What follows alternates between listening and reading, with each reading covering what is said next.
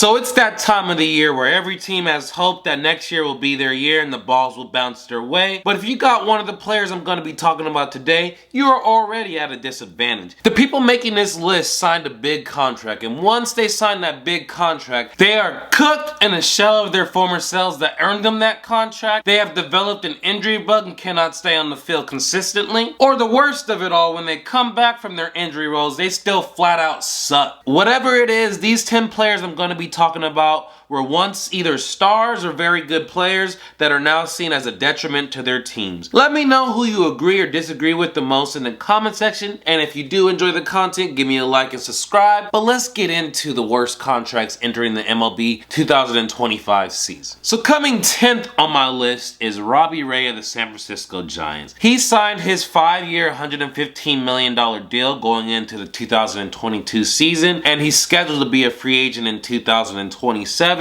That's 2 years, $48 million left. He signed this contract with the Seattle Mariners and was traded to the San Francisco Giants. But why is Robbie Ray on this list? This man has only pitched 34 innings over the last 2 years. So that's essentially 5 to 7 starts. And being available is very important to be able to perform a contract. The reason I have him 10th and not higher is that he only has $48 million over the last 2 seasons. And I do think he could contribute as a number 4 or number 5 starter if he returns and is healthy. And even bringing a little bit of value is more than the rest of these players on this list can say. But we do need to factor in that he will be entering his age 33 season, and he hasn't pitched a full season since 2022. He could just never contribute again as well. Coming in at 9th place, we have Andrew Benintendi of the Chicago White Sox. He signed a 5-year, $75 million deal entering the 2023 MLB season. Andrew Benintendi still has 3 years and $45 million left on his contract. He is scheduled to be a free agent in 2028. Why is he on this list? At $15 million a year, it is not a contract that damns a team, but my God, does Andrew Benintendi suck at baseball since becoming a Chicago White Sox. This past season, he had an on-base percentage below .290, and he's a god-awful defender now, and he even stopped stealing bases this past season. There is literally not a single thing at baseball that Andrew is currently good at the major league level, and this is one of those contracts I could see being released with 2 years left on the deal. He's been that bad, and in the fact that in his past season he was 29, and that's supposed to be your prime years, it's just insane how this guy fell off a cliff, because he was once a very solid and productive hitter, but that is long gone by now. Coming in at 8th place, we have Anthony Rendon of the Los Angeles Angels. He signed a 7-year, $245 million contract entering the 2020 season. He's scheduled to be a free agent in 2027, and he still has 2 years, $70 million left on his deal. Why is he on this list? It's the guy that got paid and admitted to the world that baseball was just a job. Even though it is, this man has been nothing short of awful for the 5 years he's been in the Angels uniform, and with him being 35, does anyone expect this to get better? I don't. The only reason he isn't higher is because there are only 2 more years left on this deal, and I imagine the Angels will cut him after this year as he is clearly not a locker room plus. He had some great years with the Nationals and the shortened 2020 season with the Angels, but you just wondered if he actually cared or loved the game a bit, would he be this bad? I don't think so. This guy is a real life scammer. He got $70 more million to scam from the Angels, and then he's gonna go right off into the sunset and never care about baseball again. Now at 7th place, I have Nimmo of the New York Mets, who signed an 8-year, $162 million contract entering the 2023 season. He isn't scheduled to be a free agent until 2031. He still has 6 years, $121.5 million left on this deal. Why is Nimmo on this list? This one could be the one I'm the most wrong on, but Nimmo is 2024, and for the fact that he is signed through 2030, it has some alarming signs. His defense is declining, his contact and power is declining, and with him signed through age 37,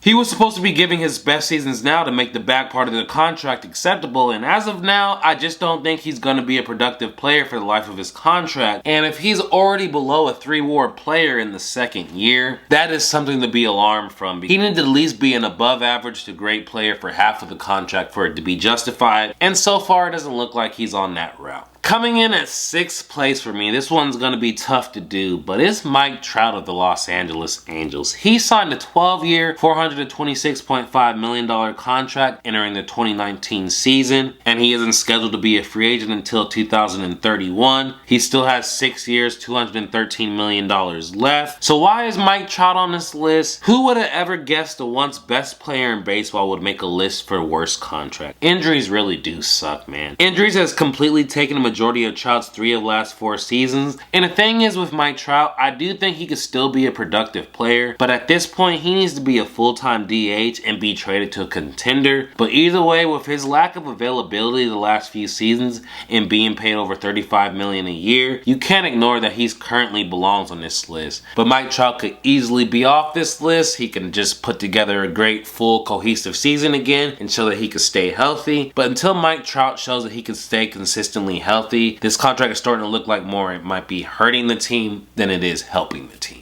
And coming in at 5th place, we have Jung Hoo Lee of the San Francisco Giants. He signed a 6-year, $113 million contract entering the 2024 season. He is scheduled to be a free agent in 2030. He still has 5 years, $94.15 million left. Why is Jung Hoo Lee on this list? This is another one that can go one way or another, but you can't deny the fact that the Giants knew everything they knew today. They probably do not sign this contract. Jung Hoo Lee only played in 37 games before his season-ending injury, but when he did play, he had a below average walk weight and a non-existent power. And with the fact that there's still 5 years left on the contract and the Giants don't even know what they have in him as a player, this is one that could go either way, but it's hard to ignore the fact with how bad he hit and the time he played, and you just wonder if the Giants had to redo, would they do it? But this is one that will be interesting to see. Jung Hoo Lee can clearly prove next year that he belongs in the majors and this contract will be quickly off the list, or this contract will stay and he'll continue to be one of the worst contracts in baseball. Coming in at 4th place, we have Javier Baez of the Detroit Tigers. He signed a 6-year, $140 million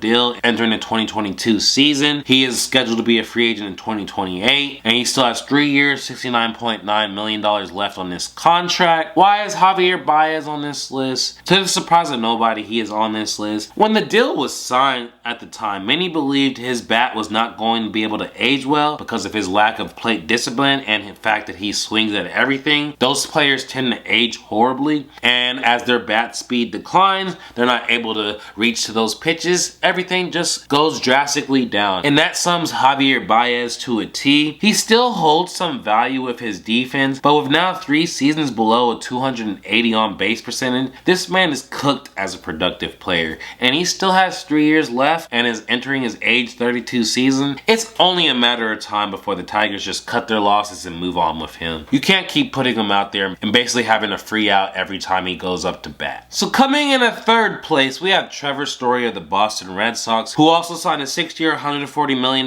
deal entering the 2022 season. He is signed through 2027 and will be a free agent in 2028. And he also has 3 years, $69.9 million left. Just like Javier Baez, no one is surprised Trevor Story is on this list, because to me, Trevor Story always felt like a player that was a product of Coors Field, and the fact that his last season before leaving Coors Field, he posted a 98 WRC+. That should have been an alarming sign to not sign this guy to a long-term deal, but the Boston Red Sox were like, hey, we could sign him and let Xander Bogaerts go and we'll be good. And ever since they did that, they have not been good because Trevor Story has been injured, and when he does play, he still isn't good. He is a plus defender just like Javier Baez, so there's something in that. But like I said, availability and being there is important, and Trevor Story is just never there. And with 3 more years left on his deal and he's going to be 32, the Red Sox being a cheaper organization these days will give him more time, but I don't think anyone expects much positive from Trevor Story going forward. In 2nd place for me, I have Xander Bogaerts of the San Diego Padres, who signed an 11-year, $280 million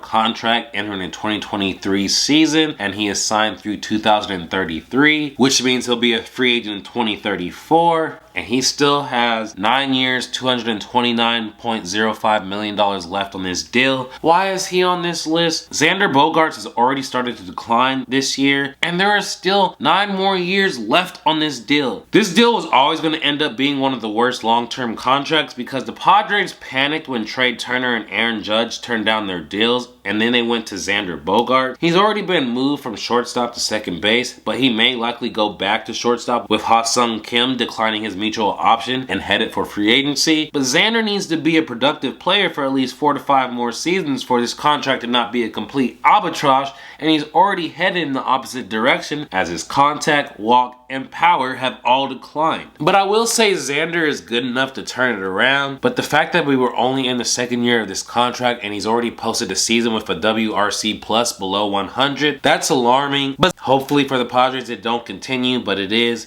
He will continue to be on this list for years to come. And last on my list, in the worst contract in baseball, this should be the surprise of nobody at this point, but it's Kris Bryant of the Colorado Rockies, who signed a 7-year, $182 million contract going in the 2022 season. He is signed through 2028 and is scheduled to be free agent in 2029. He still has 4 years, $104 million left on this deal. Why does Kris Bryant make this list? This dude cannot stay healthy, and even when he plays, he sucks. It just looks like Colorado has sucked the life out of him, and he's accepted he'll be collecting his paychecks through 2028 and might even be bought out. In a realistic world, the Rockies eat 75% of his remaining contract, and some team could see if a change of scenery gives this man life, but more than likely he's beyond cooked, because now it's been since 2021 when he was a full productive everyday player. I just don't see a world where Kris Bryant finally regains his hitting and is hitting decently. It's just he's been so bad for so long, and Coors Field is a hitter's environment. If you can't hit in Coors Field, where can you hit? Kris Bryant has had one of those like really sad careers because he was so good when he first came in, but he is aging like milk. It has just not been pretty to see. It's clear he's been the worst contract in baseball, and he may not stay the worst contract in baseball going forward because each year there's less money tied to him and there's some other contracts that may end up worse. But deep down,